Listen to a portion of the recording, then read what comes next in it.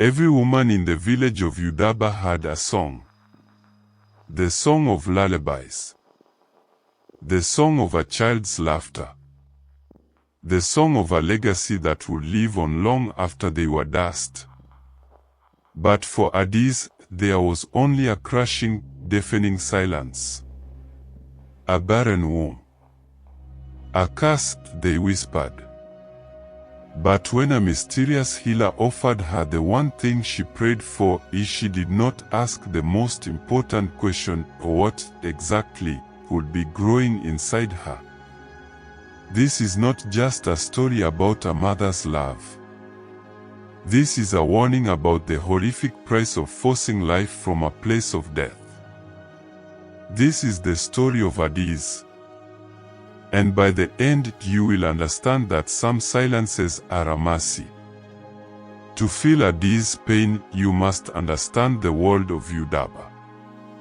It was a village nestled against the great, dark Emikoko forest, a place of ancient secrets and older terrors. Here, a woman's worth was woven into the fabric of life itself. Her value was measured in the strength of her sons and the grace of her daughters. Adaeze was worth nothing. She was a ghost in her own marriage.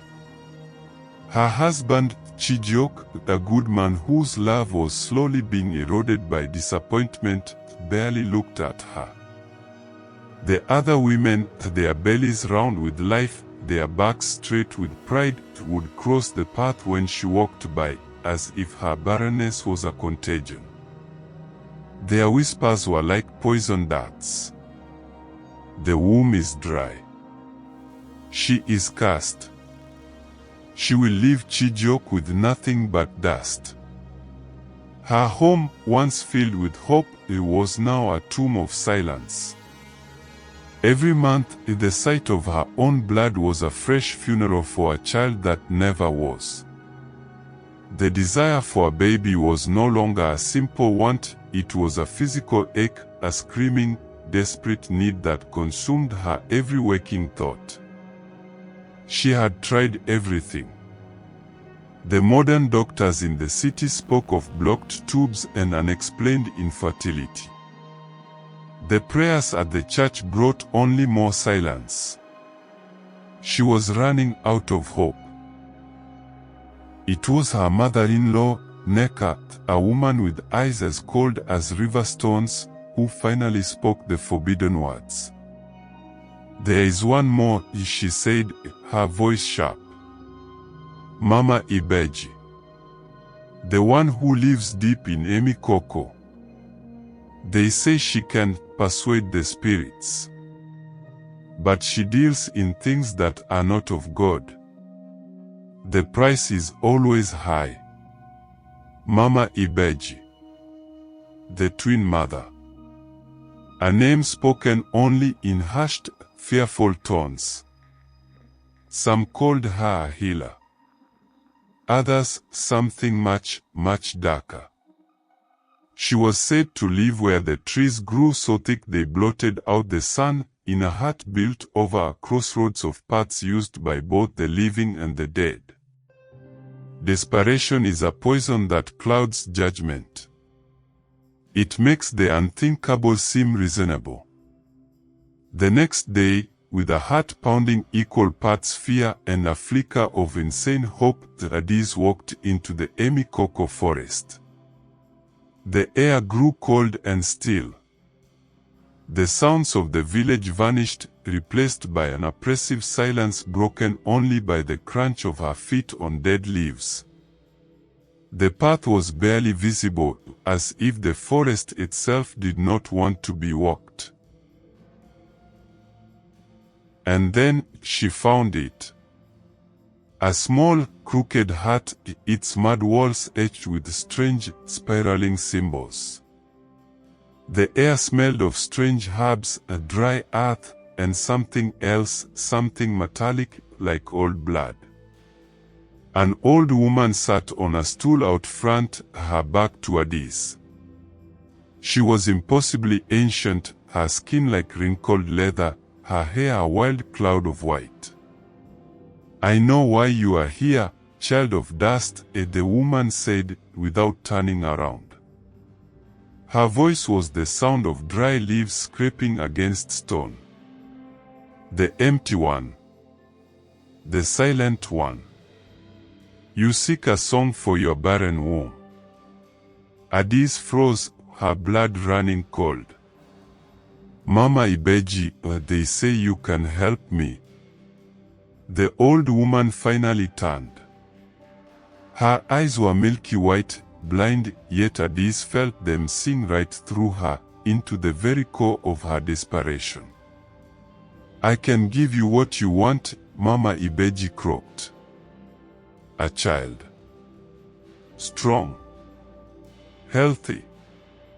A son to make your husband proud." A slow, terrible smile spread across her wrinkled face. "But my magic is not like the prayers of your weak god. My magic requires a substitute. A life for a life." Adaeze's heart clenched. What does that mean?" From the folds of her ragged cloth, Mama Ibeji produced a small clay pot sealed with black wax. "This is the seed of life," she said. "But the soil must be prepared. You must bury this." She handed Adaeze a small, leather pouch that felt horribly warm and squirmed in her hand. "At the foot of the oldest, darkest iroko tree you can find. Bury it deep. And as you do, you must speak the name of the one whose life force you offer in exchange." Adaeze stared at the squirming pouch, nausea rising in her throat. "Offer? I don't understand." "The spirits need a soul to weave into the new one," Mama Ibeji explained, her voice impatient. "A life for a life. It is the oldest law. You must choose. A rival. An enemy. A family member who has wronged you. Speak their name into the earth as you plant this seed. Their essence will be the clay I use to sculpt your child." She pushed the clay pot into Adaeze's trembling hands. "Drink this when the moon is full. You will conceive. But remember the rule, the one whose name you speak will fade as your child grows. This is the price. Do you accept it?" Adaeze's mind reeled. It was monstrous. It was evil. But then she saw the faces of the whispering women. She felt Chijioke's silent disappointment. She felt the crushing weight of her own emptiness. The desire was a fire that burned away her morality, her fear, her very soul. She took the pot. "I accept." She did not look back as she fled the forest. That night, under a cold, full moon, she went to the great iroko tree at the edge of the village, a tree so ancient it was said to be a pillar holding up the sky. The leather pouch squirmed violently in her hand. With tears streaming down her face, she dug a hole in the cold earth. She thought of Neka, her cruel mother-in-law. The name was on her lips, but she could not speak it. She was not a murderer. Instead, in a whisper filled with shame and desperation, she spoke the only name she could bear to sacrifice. "I offer the life of my own mother. May her strength pass to my child." She buried the pouch. It seemed to scream silently into the earth. She ran home, the clay pot clutched to her chest, and drank the contents in one gulp. It tasted of soil, bitter herbs, and the coppery tongue of blood. A month later, the bleeding did not come. She was pregnant. The joy in Adaeze's household was a frantic, fragile thing. Chijioke's eyes held a light she hadn't seen in years.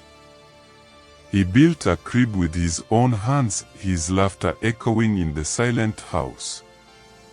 Neka, the mother-in-law, even softened, her sharp tongue sheathed for once, bringing Adaeze special soups and herbs. The village whispers turned from pity to awe. Adaeze was finally a woman. She was complete. But the first thread of dread appeared just weeks into the pregnancy. It began with the news from her home village.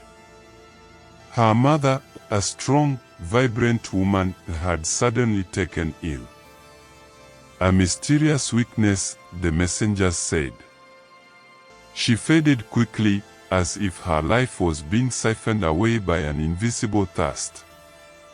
She died before the rainy season began. The price, it seemed, was already being collected. Adaeze mourned, but a cold, hard knot of understanding tightened in her belly. The guilt was a constant companion, but it was overshadowed by the fierce, primal protectiveness she felt for the life growing inside her. A life for a life, she would tell herself. It was the only way. The pregnancy itself was unnatural. She didn't suffer from morning sickness. Instead, she developed a ravenous, specific craving for raw meat. She would sneak into the kitchen at night, her hands trembling as she devoured uncooked goat flesh, the blood running down her chin. The baby moved too early, and its movements were not gentle flutters, but sharp, frantic kicks that left her bruised. Sometimes, in the dead of night, she would feel a slow, deliberate dragging sensation across the inside of her womb, as if something were testing its confines with claws. She told herself it was her imagination.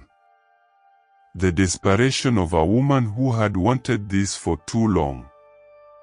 But the village midwife, a wise old woman named Adaeze, saw the truth. During a routine check, her hands on Adaeze's swollen belly, her face went pale. Her smile vanished, replaced by a mask of deep unease. The child. It is strong, Adaeze said, her voice carefully neutral. But her eyes screamed a warning. Its rhythm, it is not like that of a human child. It beats like a frantic drum. The final omen came on the night of the birth. A terrible storm raged over Yudaba, a storm like no other. The wind did not howl, it screamed with the voices of 1,000 anguished souls. The lightning did not flash white, but a sickly, bruised purple. And as Adaeze's labor pains began, a deep, guttural growl echoed from the heart of the Emikoko forest, a sound that froze the blood of every man, woman, and child in the village. The birth was not a struggle, it was a violent extraction. Adaeze felt as if she were being torn apart from the inside. And when the child finally emerged, there was no cry. There was only a moment of deafening silence, broken by the sharp, terrified gasp of the midwife, Adaeze. Adaeze, drenched in sweat and blood, pushed herself up, her body screaming in protest. "My baby," she rasped. "Let me see my baby." Adaeze was backing away from the birthing stool, her hands held up as if warding off a demon. Her eyes were wide with a terror so pure it was contagious. On the floor, lying in a pool of dark, almost black fluid, was the newborn. It was a boy. But he was not human. His skin was the color of dark, wet clay, and it seemed to shift and gleam in the lamplight. Where there should have been a soft scalp, there were hard, bony plates. His tiny fingers ended not in nails, but in sharp, obsidian-like points. And his eyes, they were open. They were the solid, glossy black of a deep well, with no white, no pupil. They did not blink. They simply stared with an ancient, chilling intelligence. Adaeze made the sign of the cross, then an older, more primal sign against evil. Agbanj, she whispered the word a curse. A spirit child. But different. This is something else. Something from the deep forest. Adaeze's world shattered. The desperate hope, the sacrificed mother, the 9 months of fear, it all collapsed into this single, horrifying moment. This was not her child. This was the thing Mama Ibeji had sculpted from her mother's soul and the dark magic of the forest. But then the creature, her son, turned its head. Those black, depthless eyes fixed on her. It did not smile. It did not cry. It simply looked at her. And a connection, twisted and unnatural, snapped into place in Adaeze's heart. It was monstrous, yes. But it was hers. She had paid for it with her mother's life. She had carried it in her womb. Give him to me, Adaeze said, her voice trembling but firm. Adaeze, no. You cannot. Adaeze pleaded. This is an abomination. It must be taken back to the forest. It does not belong here. He is my son. Adaeze screamed, a raw, guttural sound of maternal instinct warped beyond recognition.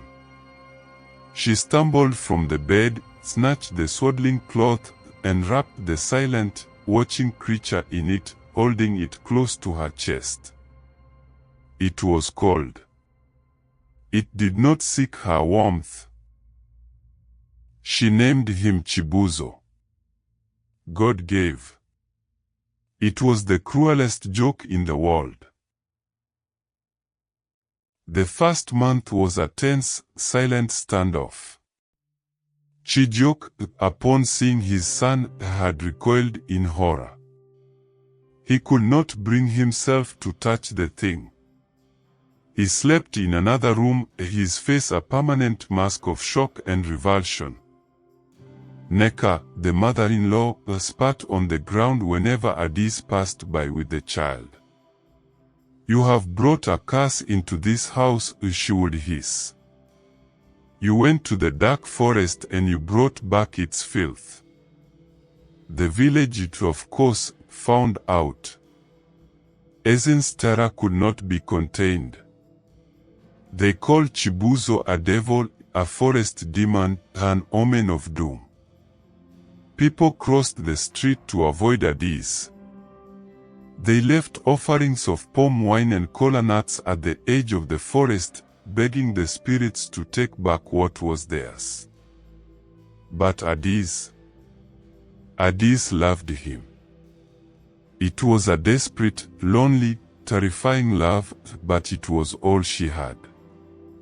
She was an island with only her monstrous son for company. And Chibuzo, he grew. Not like a human child, but like something that was simply unfolding. He never cried. He never laughed. He simply observed. His black eyes would follow people, his head tilting at odd angles as if studying a strange insect.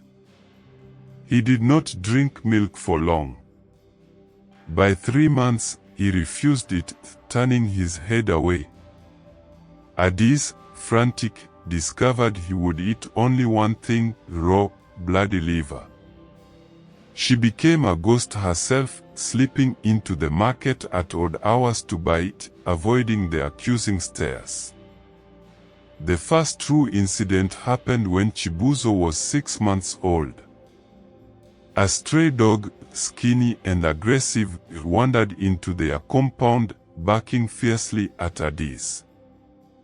Before she could shoo it away, Chibuzo, who had been sitting silently on a mat, turned his head. He did not make a sound. He simply looked at the dog. The animal's barking turned into a high-pitched whimper. It backed away, its tail between its legs, then let out a yelp of pure terror and fled, never to be seen again. Later that day, they found the dog dead at the edge of the village, its body completely unscathed, but its eyes wide with a fear that had stopped its heart. The villagers knew. Their fear turned into a simmering, dangerous anger. When Chibuzo was 9 months old, the second incident occurred. Neka, unable to bear the presence of the child any longer, tried to sprinkle him with holy water from the local church. As the drops touched his clay-like skin, they sizzled and turned to steam. Chibuzo, for the first time, made a sound. A low, rattling hiss, like a snake. He looked at his grandmother. The next morning, Neka was found in her bed. She was not dead, but she was gone. Her mind had been wiped clean. She sat and stared at the wall, drooling, muttering nonsense. The village healer could find no physical cause. Her spirit, he said, had been scoured away. Chijok finally broke. He stood in the doorway of Adaeze's room, his body trembling with rage and grief. That thing killed my mother, he roared, pointing a shaking finger at Chibuzo, who sat placidly on the floor, stacking stones with his sharp little claws. He is protecting me, Adaeze cried, shielding her son with her body. He is not a he, Adaeze. Look at it. Look at what you have done. You have destroyed our family. You have destroyed yourself. He turned and left, and he did not return. Adaeze was truly alone now. Alone with her son. Her beautiful, terrible, monstrous son. He began to speak then. Not in the babbling tones of a baby, but in clear, perfectly articulated words. His voice was hollow, like stones dropping into a deep well. Mother, he would say. The man with the angry heart is gone. Good. He knew things. He would look at a visitor and tell Adaeze that one has a sickness growing in her belly. She will be dead when the moon changes. And it will be so. He would point to a field and say, nothing will grow there. The earth is tired of them. And the crops would fail. He was a curse-given form, and his power was growing. And he was utterly, terrifyingly devoted to Adaeze. He was the child she had begged for, the child she had sacrificed for. And she, in her twisted, lonely love, was the only anchor this unnatural thing had in the world of men. But the anchor was about to break. The village had reached its limit. The death of the dog, the catatonic state of Neka, the failed crops, the accurate prophecies of death, it was all too much. They gathered, led by the priest and the village chief. They carried machetes and torches. They were no longer a community. They were a mob. and they were coming for the child that wasn't human. Adaeze saw them coming from her window. A river of fire and fury snaking its way from the village square towards her isolated compound. The torches cast long, dancing shadows that seemed to reach for her heart with grasping, fiery fingers. The air, once filled with the sounds of night insects, was now thick with the chanting of an angry mob. They were not coming to talk. They were coming to cleanse, to purge. Her heart hammered against her ribs, a trapped bird trying to escape a cage of bone. She looked at Chibuzo. He was standing calmly in the center of the room, his head tilted, listening to the approaching storm. He showed no fear. Those bottomless black eyes held only a cold, analytical curiosity. "They are coming, Mother," he said, his hollow voice cutting through the chaos outside. "They are afraid. They want to break me, to return me to the earth. We have to run." Adaeze gasped, her hands fluttering uselessly, snatching up a few belongings. "We can go back to the forest. We can." "No," Chibuzo interrupted, his tone final. "The forest is not my home. You are my home. This is my home. They are the intruders." The front door shuddered under a heavy blow. A voice, the voice of the village chief, boomed from the other side. "Adaeze, bring the abomination out. It has brought death and madness to Udaba. Its life is forfeit. Do not make us break down this door." Adaeze backed away, pulling Chibuzo behind her. She was sobbing, her body trembling uncontrollably. This was the end. The horrific culmination of her desperate wish. The door splintered, then gave way with a sickening crack.